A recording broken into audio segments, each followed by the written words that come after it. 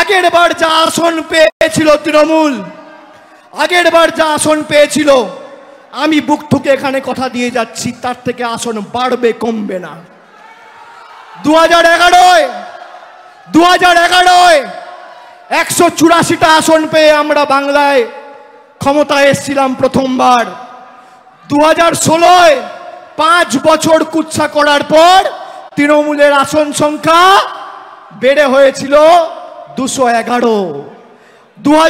2016 থেকে 2021 কুৎসা যত বেড়েছে, মানুষের জনসমর্থন তত বেড়েছে। 211টা হয়েছে 215।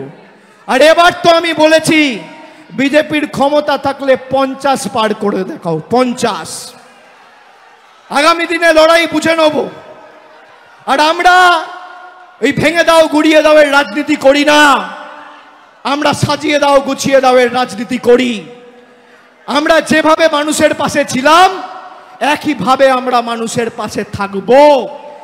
এবং শপথ নিতে হবে যে যারা তৃণমূল কংগ্রেসকে ছোট করতে গিয়ে 10 কোটি বঙ্গবাসীকে ছোট করেছে, যারা আমাদের বাংলাদেশি বলে ব্যঙ্গ বিদ্রুপ করেছে, যারা বলেছে বাংলা বলে কোনো ভাষা নেই, যারা বলেছে বাংলা বলে কোনো ভাষা নেই, বাঙালি বলে কোনো জাতি নেই, তাদের বিরুদ্ধে 10 কোটি বঙ্গবাসীর লড়াই।